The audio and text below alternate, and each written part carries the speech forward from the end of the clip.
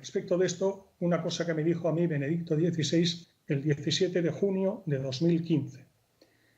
Yo estaba entonces al frente del Ministerio del Interior, le escribí una carta oficial, con membrete oficial, aunque él me conocía, había estado con él en alguna ocasión, al frente de una delegación de la Guardia Civil para conmemorar el centenario del patronazgo de la Virgen del Pilar sobre el cuerpo de la Guardia Civil. Bien, y eso me impresionó, le escribí, bueno, pues él me recibió, estuve con él, con mi mujer Asun, estuvimos los dos con él el miércoles 17 de junio de 2015 en el monasterio Mater Ecclesiae ubicado en los Jardines Vaticanos.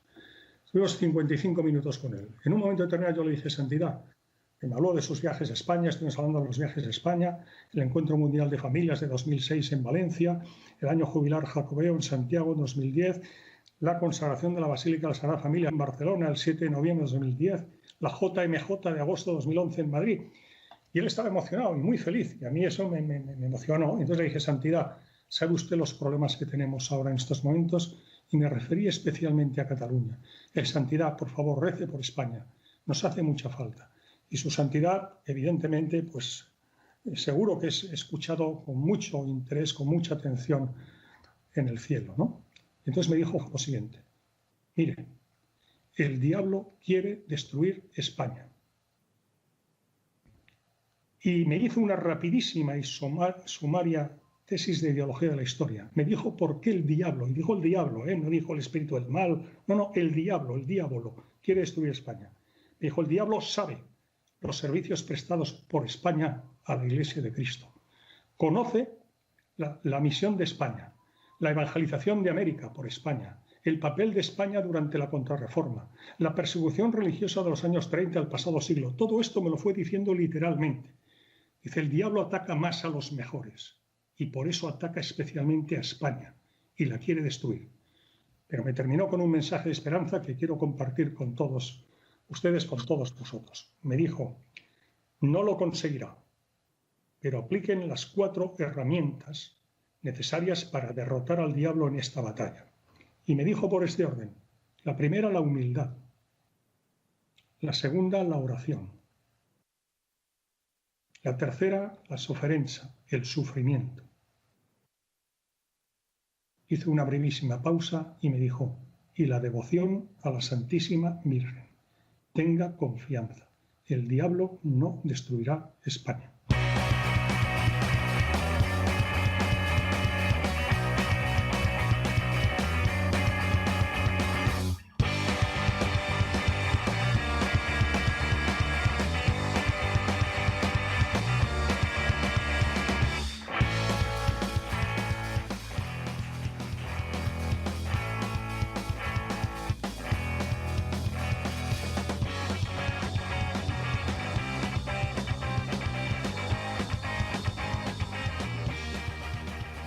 Yo no había visto los vídeos.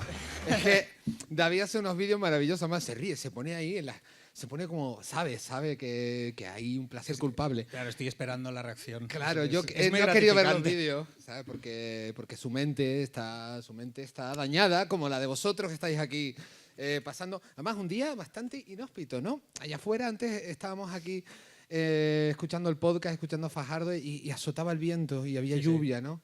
Y posiblemente la cosa haya empeorado más todavía. Ya no tengáis casa, ya no hay nada. Ahora mismo no existe nada allá afuera. Tengo que decir en mi defensa que el chiste de la cartela no es cosa de un godo, ¿eh? O sea, lo de Santa Cruz de Tenerife fue Servan que estaba convencido de que la laguna... Bueno...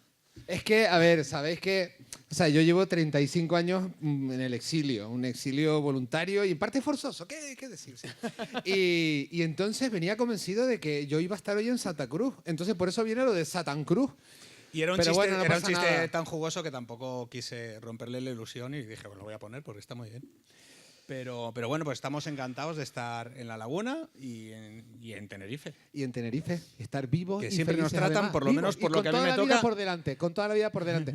Hoy vamos a hablar de del Diver, del gran adversario, del maestro del disfraz. De Amancio Ortega. De Amancio Ortega. Pero vamos a dar primero las gracias. Bueno, a ver, primero, gracias a todos vosotras y vosotras porque estáis aquí. Sí, ¿verdad? Contra todos los elementos, en contra. Gracias a los responsables de que esto haya pasado, porque sé que es un acto de amor. Amor al diablo y amor a nosotros, que es Yoti, Fernán y todos vosotros. Muchísimas gracias. Y gracias a Fajardo, que es increíble tenerlo aquí, a Carlos Galán, a Alberto Segura, que ha sido una gozada, ¿no? Sí. Vamos, está siendo un viaje relámpago, pero yo encantado. De todas maneras, lo que te digo, a mí Tenerife siempre me han tratado muy bien. O sea, eso es algo que sí. A lo mejor hoy ya no te tratan tan bien. Bueno, igual, es verdad, con lo que vamos a hablar ahora, a lo mejor ya me crucéis de por vida. Todo esto hay que decir que, no sé si habéis escuchado otros episodios de Brutalistas, pero aquí no hay nadie al volante. O sea, no hay nadie al volante. De hecho, esta vez más en la nada, porque no hemos preparado absolutamente nada. Bueno, hay los vídeos que adelanté yo el trabajo como gallego prudente. Servan dijo, bueno, ya lo vamos viendo y ya lo vamos viendo hasta ahora. Ni yo los he visto porque no he querido verlo. Hay que dejar las cosas...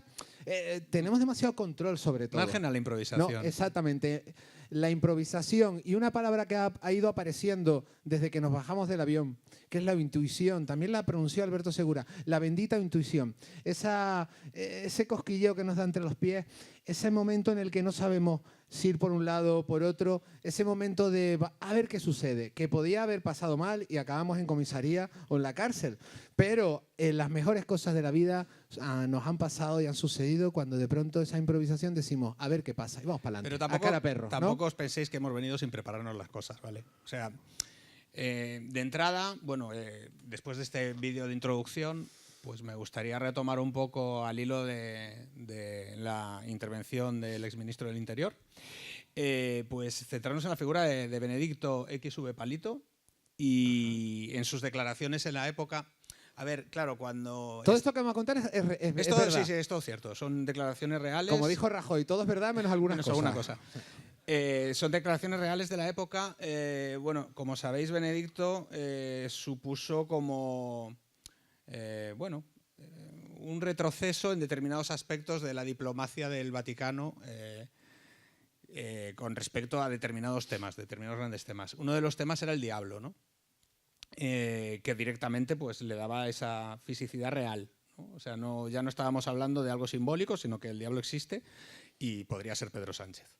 Benedicto explicaba que para él los grandes espectáculos crueles en los que la crueldad se convertía en diversión, esto es, por ejemplo, los grandes espectáculos de masas, ¿no? Él los comparaba con el circo romano y, claro, inevitablemente piensas en el rock de estadio, ¿no? Entonces, claro, dices, ostras, ya viene de ahí, ¿no? Esa fijación por el diablo y todos los vínculos que tienen que ver con la pompa del diablo, ¿no? Que se llamaban este tipo de espectáculos crueles, que además eran como una anticultura contra Cristo y contra Dios, ¿no? Porque muchas veces se asociaban con eventos y con espectáculos paganos o bueno, que te tenías que retrotraer muy atrás en el tiempo para ver sus orígenes. Curiosamente, hace poco, de hecho este fin de semana, mis amigos de Triángulo Amor Bizarro me mandaron un mensaje por WhatsApp. Y resulta que hace, pues nada, cosa de una semana, subieron, a lo mejor alguien de los que estéis aquí lo ha visto, un concierto que grabaron para KXPA, la plataforma esta de conciertos de directos internacional, pues que grabaron en Bilbao, en una iglesia, al amparo del BIME, del festival, y con todos los permisos en regla, pues les cedieron un espacio en una iglesia para hacer un concierto. En una web que se llama Info Vaticana, que creo que es del clan Ariza y que, bueno, que es una web muy dura, muy ultracatólica, les definieron como un grupo de heavy metal satánico, no sé, bueno, básicamente porque había luces rojas y sentó un poco mal que hablaban en una de las canciones, mencionaban la guillotina y Vox. Entonces hubo una avalancha de mensajes bastante subidos de tono y se vieron obligados a hacer un comunicado. Bueno, quiero decir, igual seguimos ahí, ¿no? En esa identificación del rockero con lo que en la Edad Media se llamaba ministros de Satanás, que eran los antiguos juglares, los gaiteros del diablo, que esto como gallego me toca bastante la fibra, que eran perseguidos simplemente porque inculcaban el vicio en el espíritu a través de los oídos y los ojos. O sea, que poder ver un espectáculo como el de Fajardo pues podía provocar que los bajos instintos afloraran y bueno. Porque eran los placeres, ¿no? Por medio de los sentidos. Sí. Eso es.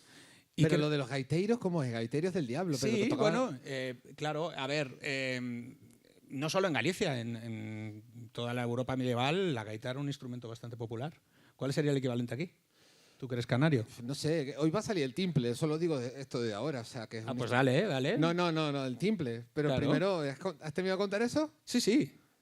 Lo de Triángulo de Amor Bizarro. Sí, ya está. Vale, Claro. pues nada. Pues Era un timple. ejemplo, no, A ver, o sea, es por la figura esta, ¿no? Hay unos lugares que son los lugares donde se realizan los pactos con el diablo. Posiblemente habéis visitado esos lugares y habéis conseguido todo lo que habéis conseguido en la vida ha sido gracias a esos lugares que son los cruces de camino. Los cruces de Pensé camino. que era un banco. ¿Eh? Que pensé que ibas a hablar de los bancos. No, son también los bancos.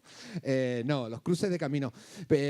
Y esto me trae y tiene que ver un poco con lo que Fajardo en la última canción hablaba del blues, ¿no? ¿Por qué? Porque la música más asociada siempre con el diablo, con el maligno. Me encanta decirlo del gran adversario, porque es muy bonito, el gran adversario. El gran adversario. Lucifer es el blues, ¿no? Entonces ¿qué me viene a la cabeza? Me viene a la cabeza Robert Johnson. Robert Johnson, al que todos y todas conocéis. Y si no lo conocéis, os voy a hacer un breve resumen, muy pequeño. Bueno, Adelante, es bueno, tu público. fue una de Siéntete las como en grandes- casa. Exactamente. Pues fue Aquí una de en las Santa grandes Cruz de leyendas- Tenerife. Santa Cruz de Tenerife. Fue una de las grandes leyendas del blues, del delta del Mississippi.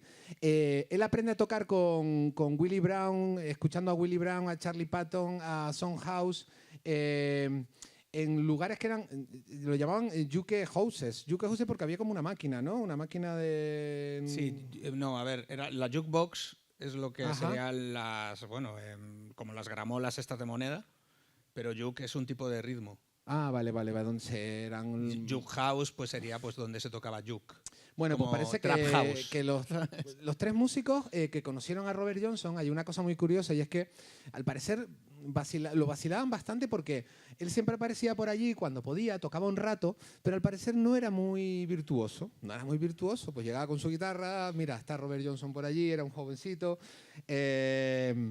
Pero tampoco es que flipasen mucho con Robert Johnson. Ahí viene, ya estáis viendo por dónde voy, ¿no? Un poco, ¿no? Entonces... Del día a la noche. Del día a la noche, un año, exactamente un año. Pasó un año en el que desaparece Robert Johnson. ¿Qué ha pasado con ese chavalillo que venía por aquí? Robert Johnson Eso ha pasó con desaparecido. Alejandro Sanz, que primero era Alejandro Joder, Magno, sacó un EP. ¿Alejandro Magno? Sí, Espera. salía de torero en la portada.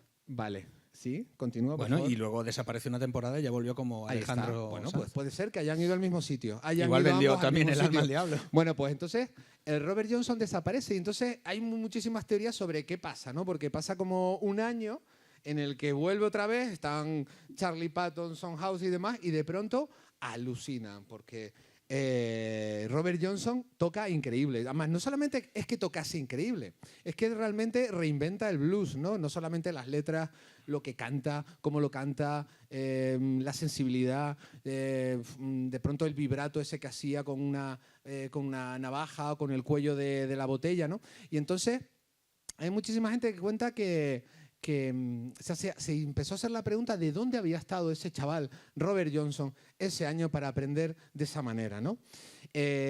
Sabéis que él muere asesinado, y esto es importante, él muere asesinado, muere envenenado en 1938, y dato importante que os pido que os quede en la cabeza, que tenía 27 años.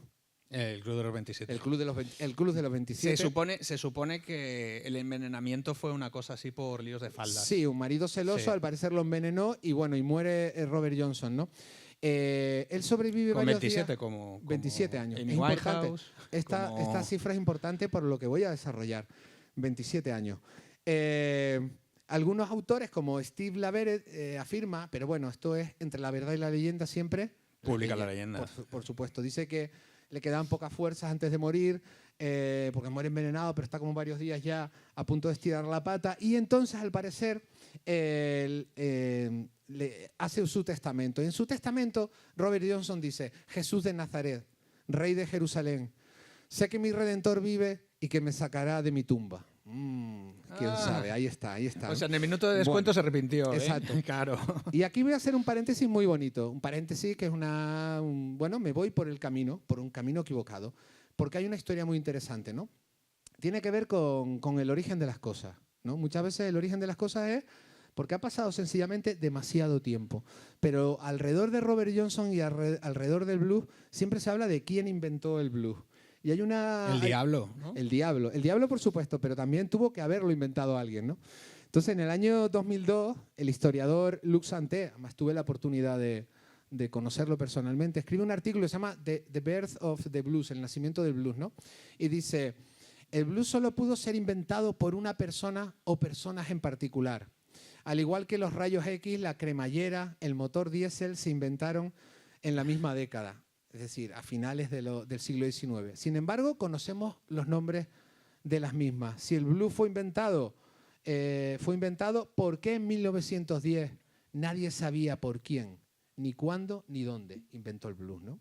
Esto es muy interesante. Dice, debido al analfabetismo, la pobreza y el racismo, pero también dado que el blues era tan portátil que una vez que el primer cantante de blues cantó el primer blues al primer oyente de blues, es fácil imaginar que al cabo de 24 horas una docena de personas se habían apropiado del estilo, un centenar al cabo de una semana, 1 millar en el primer mes. Para entonces, tal vez ya solo 10 personas recordarían quién lo había inventado, y de esas 10, 9 se negaban a hablar.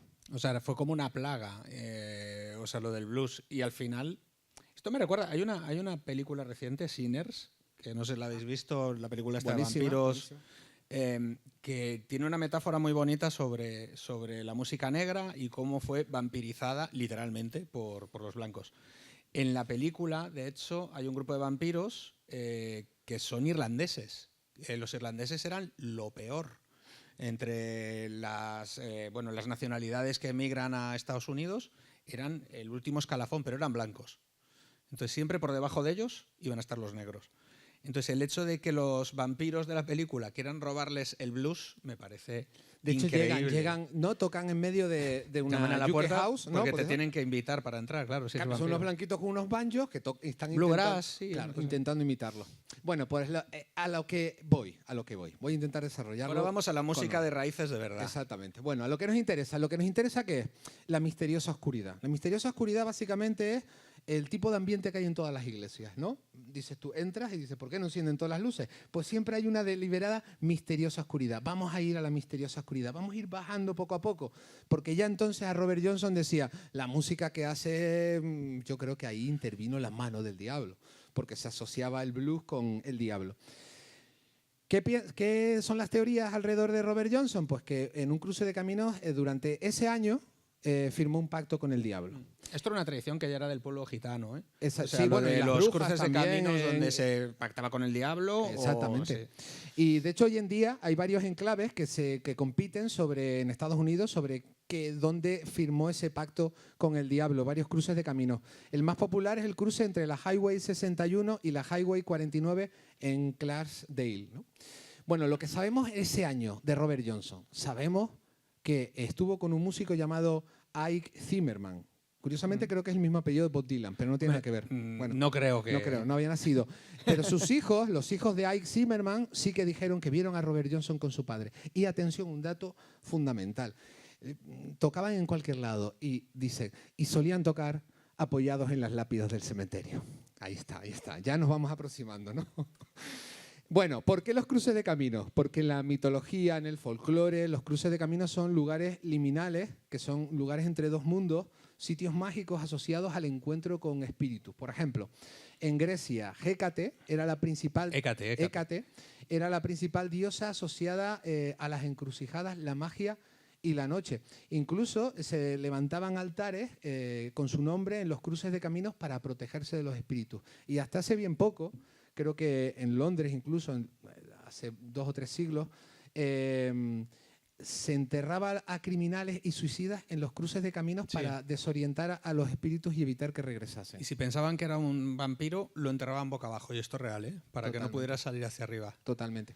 Bueno, y esto me lleva a pensar en algo que nosotros y nosotras como canarios lo sentimos, está muy arraigado, y es que tengo que decir en mi defensa que me lo tuvo que explicar, porque yo aquí estaba un poco fuera de vuestro folclore y me ha petado la cabeza. O sea, imagino que a vosotros... Pues es una revelación que he llegado a partir de Robert Johnson y sus pactos con el diablo. A ver, lo que tenemos que reivindicar son nuestros pactos con los débiles locales. Es decir, nuestros pactos son siempre pactos modestos, más cutres, pero es el mismísimo diablo, es el gran adversario, ¿vale?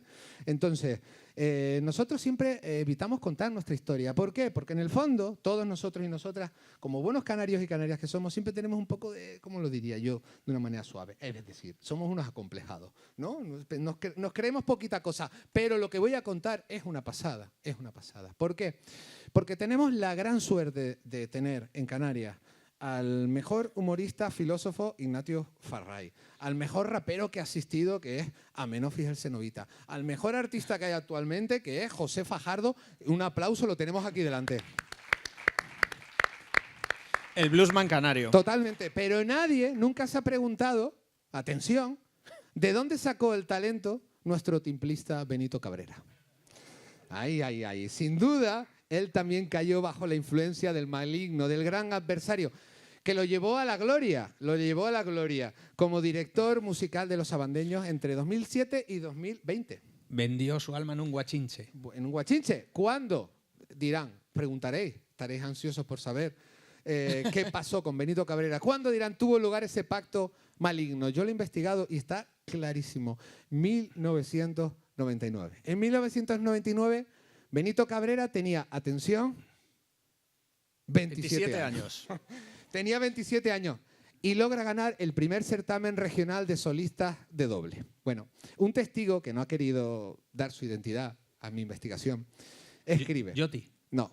Dice, un testigo que estuvo en el certamen regional de solistas del doble, 1999. Benito Cabrera saca su timple, deja a todo el mundo asombrado, arrasa con todo. Y este testigo dice, nadie sabía de dónde había sacado semejante técnica.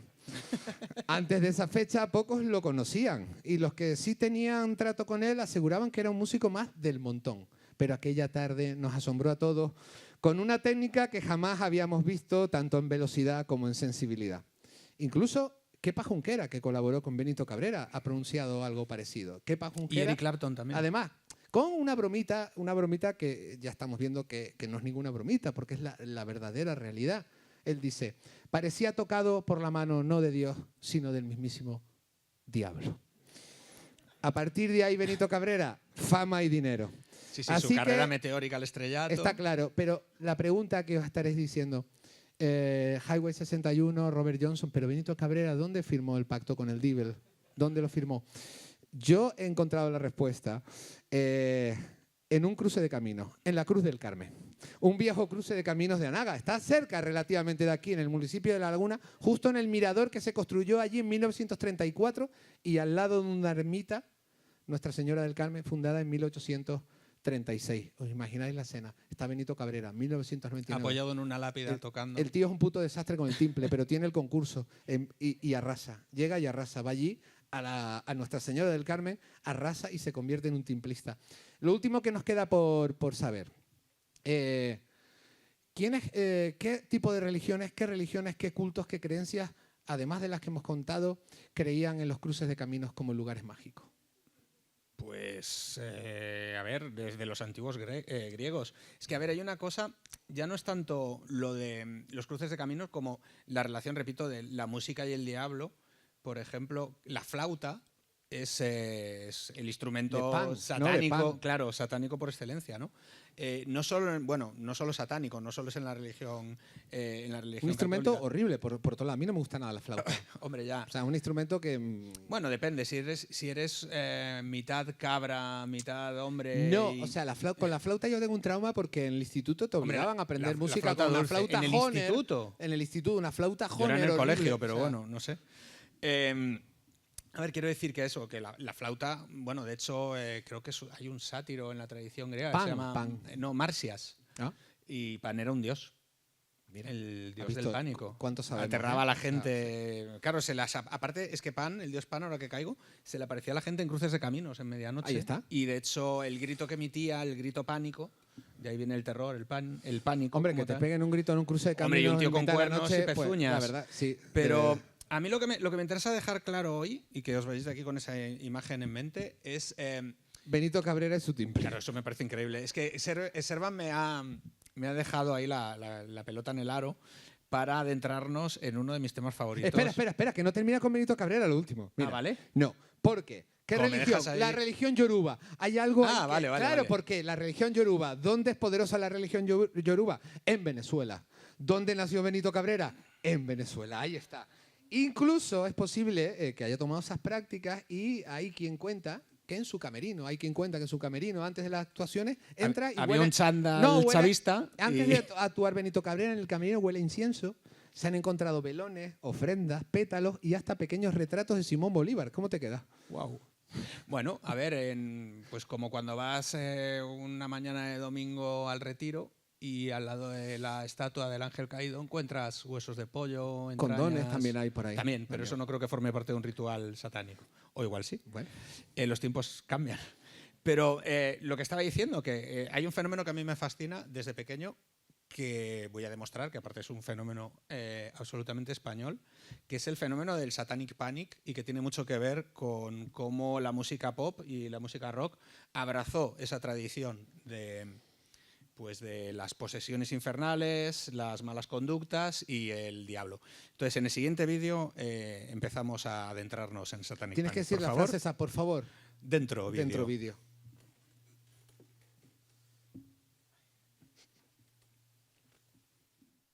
Satanás existe porque existe el mal. El viejo principio ocultista de los pares opuestos sigue teniendo validez. Para que exista lo blanco, tiene que existir lo negro. Para que exista el concepto de vida es forzoso que exista el concepto de muerte. De la misma forma, si queremos admitir la existencia del bien, es imprescindible admitir la existencia del mal. Ambas tendencias forman parte del hombre. Es algo más que una cuestión de actitud. Igual que existe una estética del bien, existe una estética del mal. Si admitimos la existencia de un ser supremo del bien, Dios, tendremos que admitir a la fuerza la existencia de un ser supremo del mal, Satanás. Es una alternativa que se le ofrece al hombre. Y a lo largo de los siglos son muchos los que han escogido a Satanás. Y esto no es ciertamente polvo del pasado. Esto está vivo, está presente. En nuestras ciudades tecnificadas existen centenares de sectas satánicas. Bueno, pues sí, verdaderamente tuve una primera visión de Satán cuando tenía 8 años. Estaba yo viendo la televisión. Por cierto, hay un poder tremendo tras la televisión y la gente eso no se da cuenta de ello. Yo estaba viendo un programa y de repente pues estaba ahí rezando yo y diciendo, bueno, si Satán de verdad vive y existe, que me aparezca. Porque en aquel momento yo quería verlo de verdad.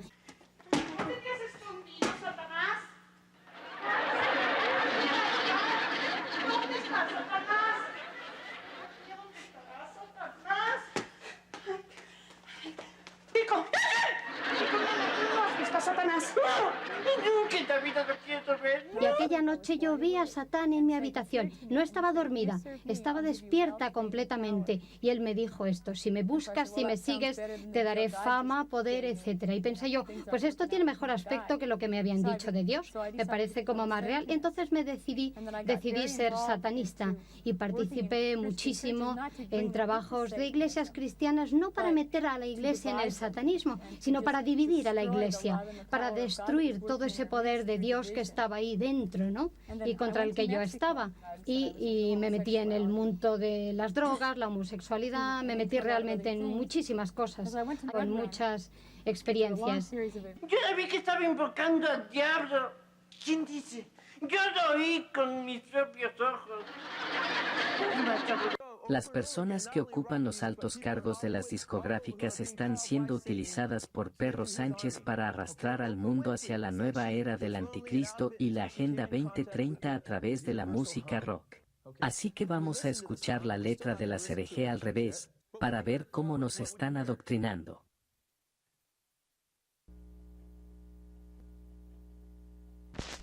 Y la canta.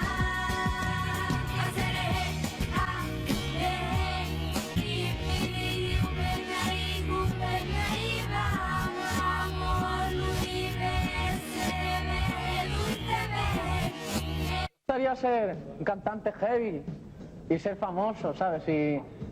Por ejemplo, esto ya es un paso para aquí mismo. Ponte de pie. Venga, vamos. Ponte de pie y venga, canta. Hoy he ido con mi moto, la pierna me he roto. No quería ir al médico, de nada tenía un poco. ¿Qué coño tengo en esta pierna? Creo que me la van a amputar. ¡Gangrena! ¡Tengo gangrena! ¡Qué fuerte! ¡Muy bien! Bueno, un clásico. Brutal. Bueno, vamos, ¿por dónde empiezo? A ver, lo que habéis visto al principio, que era un programa de La Clave, es un programa real. No está manipulado y las declaraciones eran esas. En Estados Unidos, en los años 80, se produce lo que es el fenómeno del Satanic Panic, sobre todo pues, a raíz de una serie de, digamos que falsos testimonios y falsas investigaciones en torno a cultos satánicos, sobre todo llevado a cabo por, digamos que un sector muy ultra de los evangelistas en Estados Unidos. Entonces empieza a hablarse mucho del demonio y de las sectas en televisión, hasta el punto de que se monta un cacao increíble y todo Asociaciones el mundo, de padres, sí, de familia. y todo el mundo compra las versiones más locas, ¿no? En España ocurrió lo mismo a partir de otro trauma, que fue el trauma del caso de las niñas de Alcácer, que fue el equivalente, fue la primera vez que las consecuencias de un crimen en la vida real llegaron a ser realmente mediáticas y provocar un trauma a toda una generación. Y sobre todo por las derivantes que se extraían de ese caso, que como quedó muy inconcluso, pues la gente buscaba respuestas en las teorías más peregrinas y alucinadas. Un poco pues lo que pasa con el Pizzagate en Estados Unidos en la época ya Trump, o lo que pasó aquí durante tiempo con el Bar España, ¿no? Todo este tipo de fenómenos vienen de lo mismo en los años 80, pero es que en España en el 70 y pico, en el programa de La Clave, ya estaban vendiendo el Satanic Panic, pero lo hacían de una manera muy guay porque la tele de antes molaba más que la de ahora. La señora es increíble, os digo que os recomiendo que vayáis al fondo de archivo de rtv.es y os veáis. Aparte está en dos partes, fue un programa doble. Creo que antes de esto pusieron La Semilla del Diablo. ¿Qué tienes que poner en el buscador esta persona que se acerque? La Clave, Satanismo y se llama Lucifer el programa. Lucifer.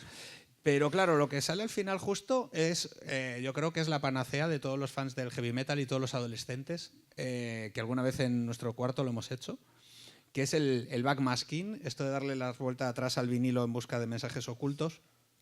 Esto, que parece un fenómeno pop, tiene sus raíces, se anclan en la tradición esotérica ocultista más chunga.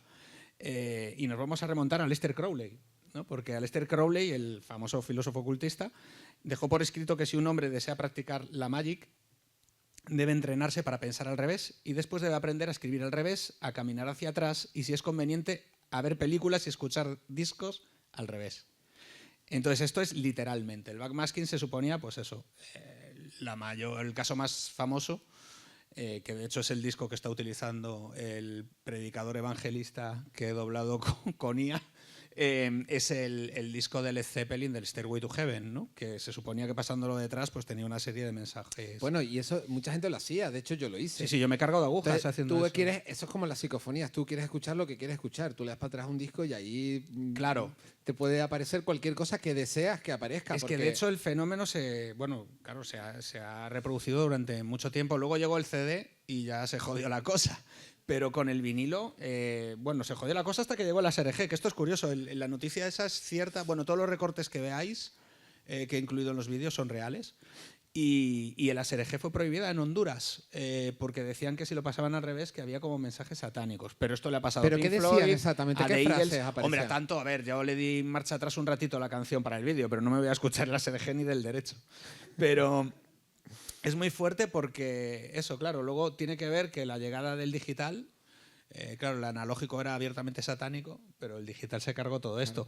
De hecho, es tan satánico como, sobre todo, sobrenatural, porque si ahora mismo, esto es un símil que utilizo muy a menudo, pero me parece muy acertado para explicar esto.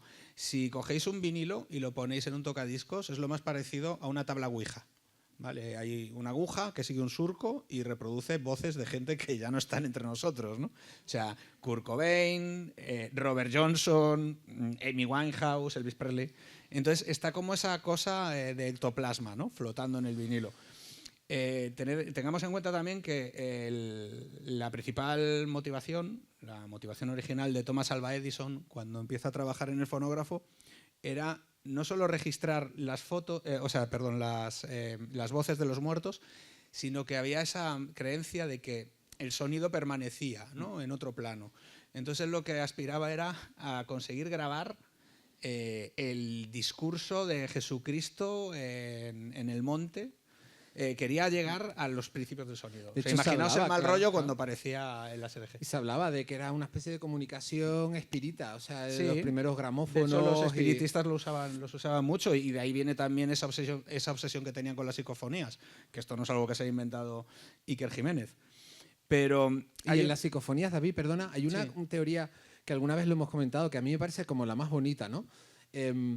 Y es la de qué son las psicofonías, ¿no? Si creemos en las psicofonías o lo que sea, ¿no? Pero ¿qué son? Y hay una teoría que me parece la más bonita de todas, que son como si fueran, que se captan voces o emisiones que están en el éter, ¿no? Y entonces, por medio de un medium, que es como una especie, como si el medium fuera un radioaficionado que está sintonizando una señal que está flotando en el éter. Entonces, esas señales siguen estando ahí. Ahora mismo están aquí las señales. Entonces, basta un vehículo, un transmisor, una transmisora, una medium en este caso, ¿no? Eso es. Entonces, Sí, a mí esa teoría me parece bonita. Y No sé si es verdad, pero me parece al bonita. final hay intérpretes y músicos que son precisamente eso, ¿no? Hay un montón de músicos que trabajan con la idea del trance, de dejarse llevar en una improvisación. Esto es una cosa muy del jazz, ¿no? Y que pueden alcanzar niveles ascéticos y un éxtasis místico, ¿no? Y todo esto. A mí me ha pasado en alguna sesión de techno, pero creo que por otras razones. Bueno, apareció un personaje que habéis visto, no sé si habéis visto en un lateral, un personaje muy conocido, que ha tenido una vejez jodida. La vejez es jodida si no te preparas para la vejez, pero estaba ahí Miguel Bosé, no sé si lo habéis visto, estaba Miguel Bosé. Y esto es curioso porque lo del gran adversario que aparece en la Biblia continuamente, cuando se habla de Satán, se habla del gran adversario. ¿Por qué? Porque dice que utiliza 1000 disfraces. Incluso hay un momento, citas bíblicas, donde dice que utilizará una voz lisonjonera, o sea, una voz ahí que te seduce para llevarte. Y esto tiene que ver con que los personajes realmente satánicos no son los que pensamos. Ahí está Miguel Bosé vestido de Don Diablo. De Don Diablo. Don Diablo. No sé si lo habéis visto fugazmente, pero el año... Hombre, me he encargado de que se viese bien. Totalmente. Pues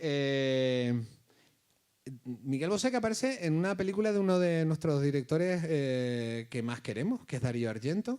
Aparece... Sí, en Suspiria, haciendo de bailarín, ¿verdad? Hace de bailarín, pero en este caso él compone es una versión que él adapta a la letra.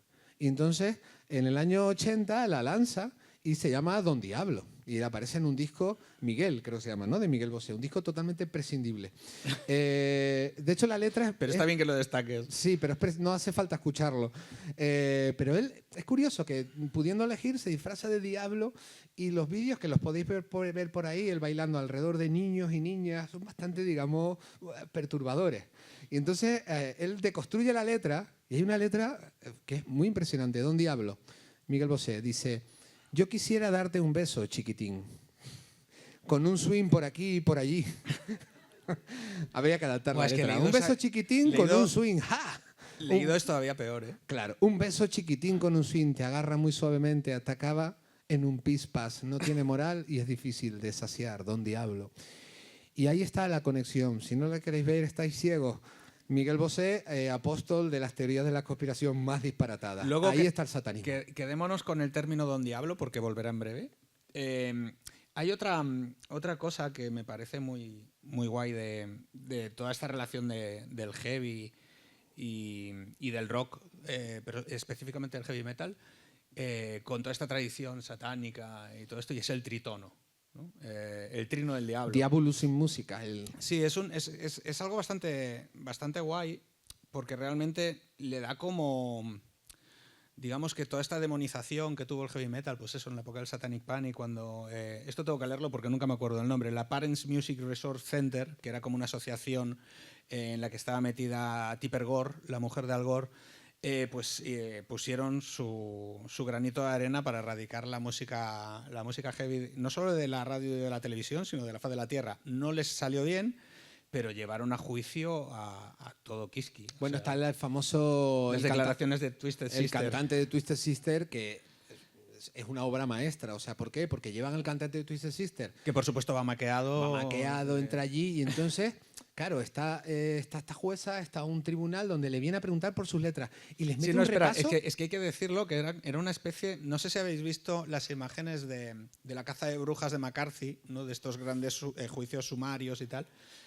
Pues esto era lo mismo, pero con gente del heavy metal y a cada cual con unas pintas más demenciales. Y él llega allí, y aparte lo hacían a claro, propósito, sí. O sea, iban... Dice, y él llega, además dice, lo primero, se impresionaron porque llegué con un taco de folios. Dice no era necesario, pero para impresionarlos saqué un taco de folios, lo puse así.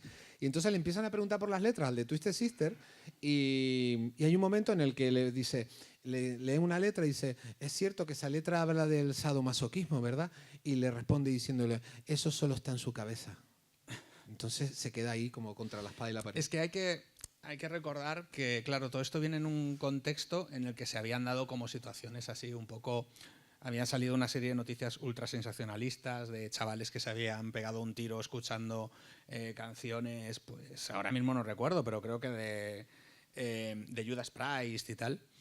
Y de hecho, Rob Halford, el cantante de Judas Priest, dijo, a ver, pero ¿cómo vamos a meter en un mensaje oculto en un disco que nuestros fans se suiciden? O sea, preferimos que sigan comprando discos, ¿no? O sea, como dando a entender en plan de, no os dais cuenta de que esto es una absoluta estupidez, pero ¿qué pasa? Que esto también coincide con los crímenes de Richard Ramírez, el Night Stalker, el merodeador nocturno. Seguramente estaréis familiarizados con la serie esta que sacaron en Netflix, que es bastante terrorífica.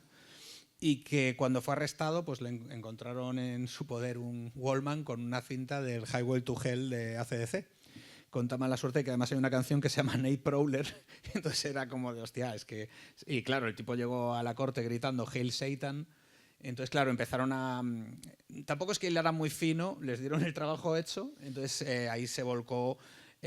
pues eso, toda la maquinaria judicial, por lo menos en ponerles en un brete de si podían seguir con su carrera o no y ponerlos en la picota. Pero ¿qué pasa? Que claro, el heavy no era algo nuevo, de hecho ni tan nuevo era que los míticos acordes, bueno, yo creo que todos los riffs de la historia, ya los buenos ya los hizo Tommy Iommi y ya no hay más que decir de esto. Pero es que claro, él realmente, yo no sé hasta qué punto era consciente o no, el guitarrista de Black Sabbath, de que... el intervalo de notas que estaba empleando... El tritono. Era el tritono, que ya había sido condenado en el medievo por la Iglesia Católica como digamos que la nota del diablo se le conocía. Se prohibía que se tocase en las iglesias porque creaba un ambiente con una tensión muy grande. Una reacción corporal, física. O sea, de repente como que la gente entraba en ambiente. O sea, era como algo... a ver, yo entiendo que también, claro, era una secuencia de notas que era inaudita para la época y, claro, primero que te llamaba la atención y luego que tenía ese componente que era como muy... Te llevaba casi al baile, pero a un baile que, claro, en el medievo no estaba la cosa para también bailar. Piensa que en las iglesias, porque cuesta imaginárnoslo, porque en una época donde no había amplificación, los métodos de amplificar eran todos métodos... arquitectónicos rudimentarios, pero los sonidos tenían que ser atronadores en una iglesia. No es lo que pensamos hoy en día. Tenía algo incluso apocalíptico también. Entonces, claro, era bastante...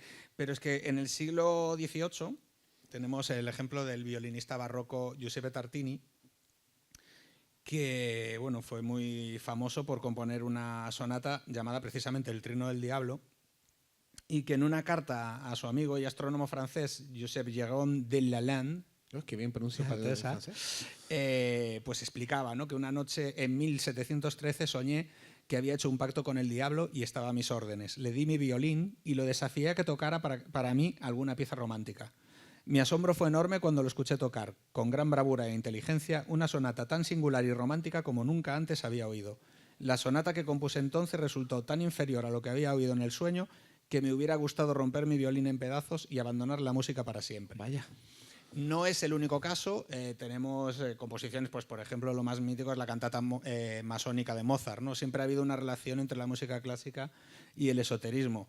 Pero mi favorito, sin lugar a dudas, es Niccolò Paganini, que es un personaje absolutamente fascinante, un violinista superdotado, con un aspecto macilento, casi parecía Nosferatu el tío, unas extremidades súper pronunciadas y largas, debido a un síndrome, es el síndrome de Ehlers-Danlos, que se caracteriza precisamente por eso, ¿no? Por el alargamiento y flexibilidad de las articulaciones.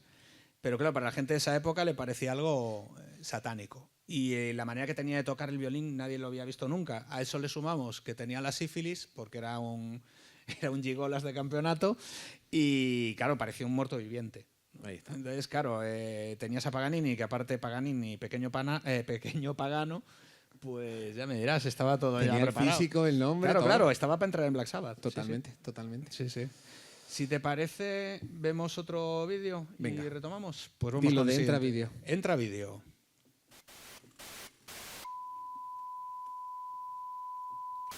Fue iniciado cuando era pequeño en una secta satánica por su abuelo y siguió participando en ella durante varios años.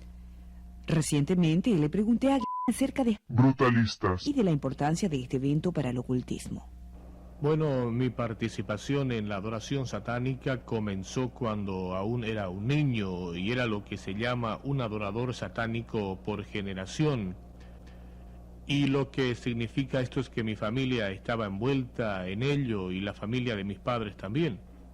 Y mis recuerdos de la niñez y sus eventos es que fue un tiempo de mucha oscuridad en mi niñez. ¿Podrías contarnos algo de algún rito en el que participaste cuando niño?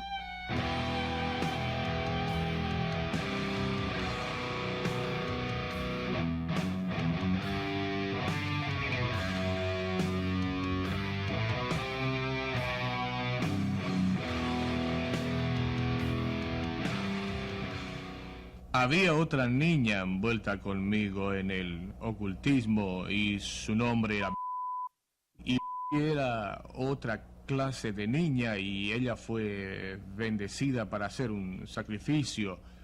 Y yo fui bendecido para ser un sacerdote mientras que ella fue bendecida y nació para hacer un sacrificio. La cuestión era de que nos encontrábamos en ese ritual casados y estábamos casados con la bestia y yo y ella estábamos casados y hubo mucho abuso sexual que se practicó allí y mucha sangre que fue derramada sobre nosotros uniéndonos de esta manera.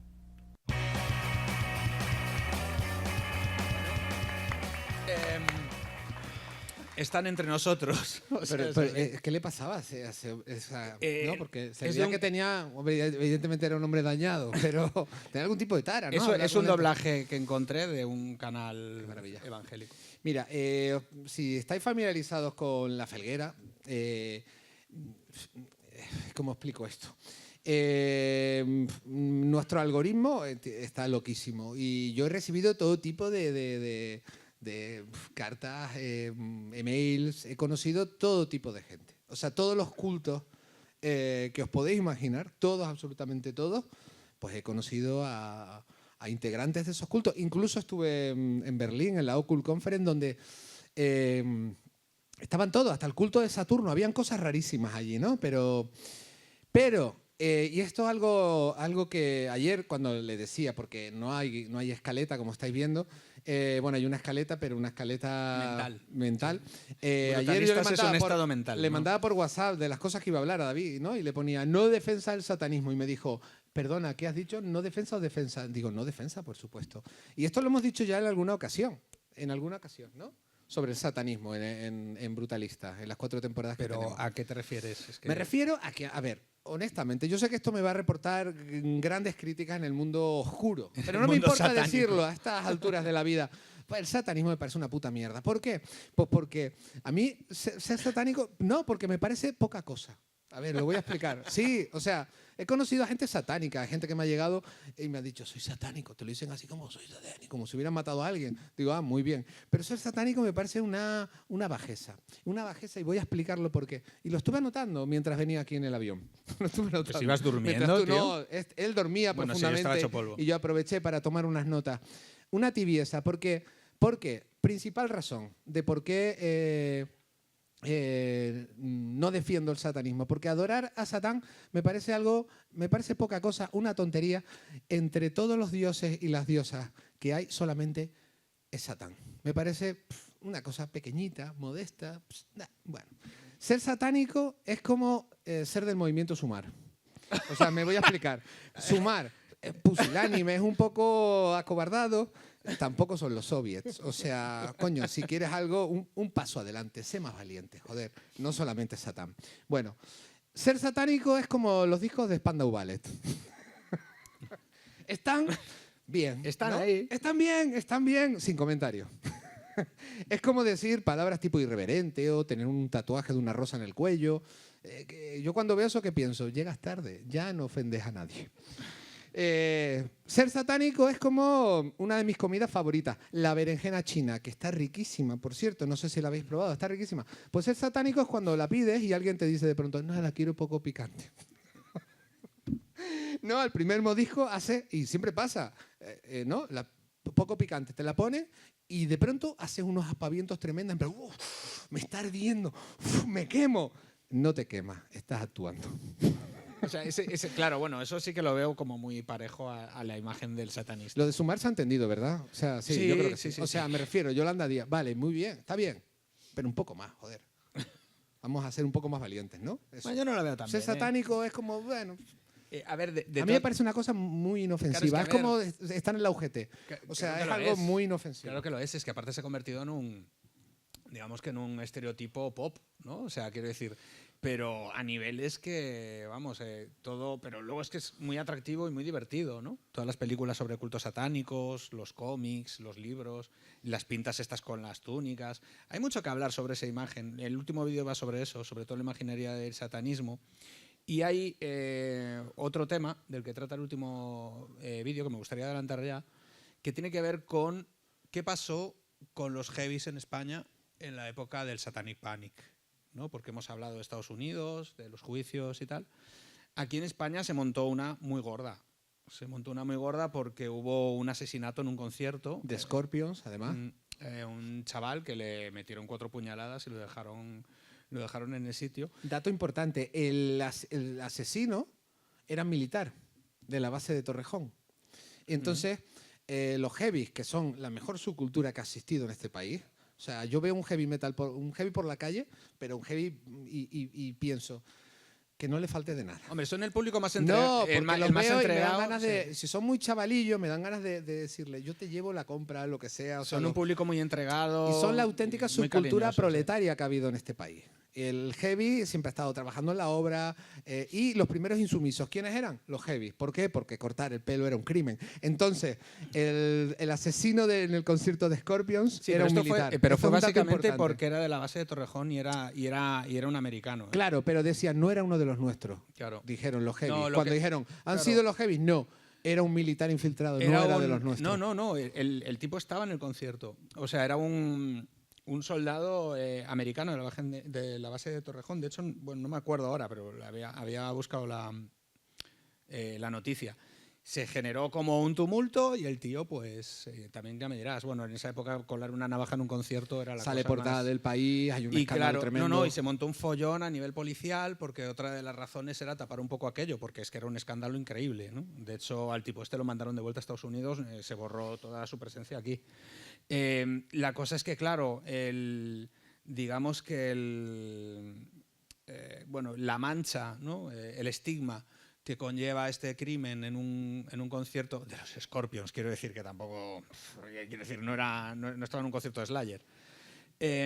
Lo que produce es que de repente... ¿Cómo puedes matar a alguien oyendo a los Scorpions? O sea, es que es que me viene a la cabeza la canción Wind of Change, por ejemplo, ¿no? Y te todo imaginas baladas. a alguien apuñalando a alguien escuchando Wind of Change. Sí, todo baladas, no sé. Pero la cosa es que, claro, hay dos factores. Uno es que hay una serie de grupos heavies que digamos que dulcifican su sonido y su imagen y empiezan a tirar más por la balada y por el rock urbano tal, y se aparta un poco de lo que eran sus orígenes, y el resto básicamente tienen que tomar la iniciativa, ¿no? Y la iniciativa es un lema que en mi barrio de pequeño, en Monte Alto, en La Coruña, era como para hacerte camiseta, que era "El heavy no es violencia". Que es una maravilla. Porque, claro, ¿y quién es el abanderado de todo esto? Pues posiblemente la mejor persona que ha asistido a lo largo de los tiempos, que era Pedro Bruque, el cantante de Bruque. Entonces él enarbola la bandera del heavy no es violencia, y además los heavies también empiezan a no contratarlos en ningún lado en los pueblos. Entonces ellos empiezan a defender que el heavy pues, es un tipo de música que no tiene nada que ver con la violencia, y Bruque es el que lidera todo esto, ¿no? Sí, de hecho se crea como una serie de conciertos COE, multitudinarios. Colectivo Heavy se llamaba. Sí, estuvieron un montón de tiempo, sacaron discos, pero hicieron conciertos masivos donde no ocurrió absolutamente nada. Algún coma etílico seguro que hubo, pero no llegó la sangre al río. Pero es que luego te paras a pensar y dices, joder, la de puñaladas que debe haber habido en partidos de fútbol, en conciertos de taburete, no sé, Claro. ¿sabes? Pero claro, también era otra época. Pero fue eso, fue utilizar la imagen del chaval melenudo con camisetas con cuernos y Fall in Love with Satan como estigma social a nivel gordo. Entonces, si os parece, vamos a ver este último vídeo. ¿Y la letra? y hacemos ¿No las tenemos conclusiones, la letra del heavy no es violencia? ¿No la tienes por ahí? No, Qué no, pena, no. porque no me acuerdo la letra, pero era maravillosa. La buscamos ahora mismo, ¿Sí? mientras vemos el vídeo, claro. Venga. ¿No tienes el móvil? Sí. De comportamiento satánico pueden manifestarse como una repentina amargura o una actitud hostil hacia la familia y la religión, unida a un bajo rendimiento académico y un comportamiento huraño y reclusivo, para escuchar compulsivamente heavy metal y música rock, casi como si fuera un adicto. Cuando una o más de estas señales de advertencia son evidentes, debes buscar elementos rituales, como un pentagrama u otros símbolos satánicos. Túnicas rojas, una daga decorativa, un cuchillo, un cáliz o unas velas negras. Un diario personal con tapa negra, conocido como el Libro de las Sombras, o ejemplares de la Biblia satánica o rituales satánicos. Y posiblemente un pequeño altar improvisado. Si descubre artículos como estos, le recomendamos que se ponga inmediatamente en contacto con la policía local y su párroco de confianza.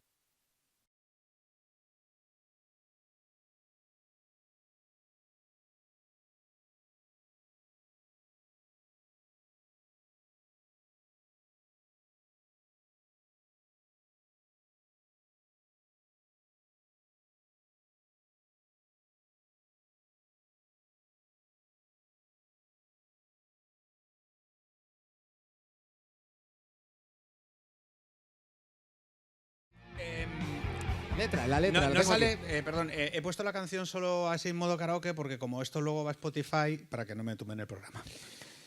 El heavy no es violencia. No pienses mal si dudo de ti, no eres imparcial, no sé con qué fin. Estas rimas un poco forzadas, pero bueno, da igual.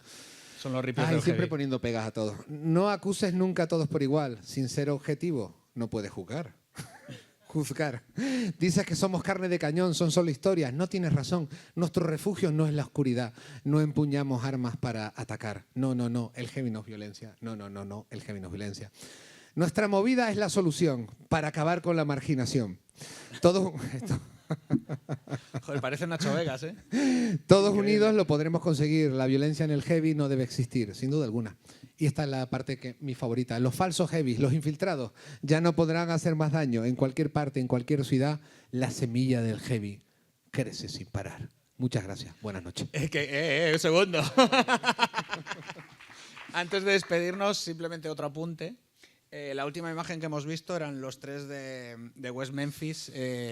Otro ejemplo de Satanic Panic, de hasta dónde llegó en Estados Unidos.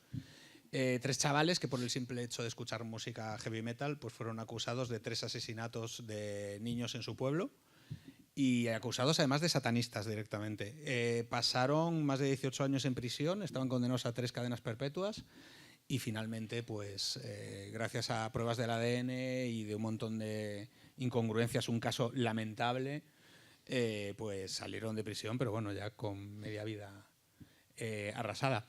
Hay que decir que uno de ellos, cuando salió de prisión, ya se dedicó a la brujería, pero No sé, es un poco lo que decía del Satanic Panic, que aquí en España también lo sufrimos, ocurrió también con el rol, ¿no? Con los crímenes del rol y todo esto. Esas imágenes que veíais del altar, que ha habido muchas risas, ¿quién no ha jugado alguna vez a rol y ha montado algo así, ¿no? En casa. O sea, nadie, ¿no? Bueno, la verdad que no. Pues, no sé, estos son los datos, ya son las conclusiones. Nada, un aplauso y muchas gracias. Y muchas gracias a todo el mundo y a vosotros por estar aquí.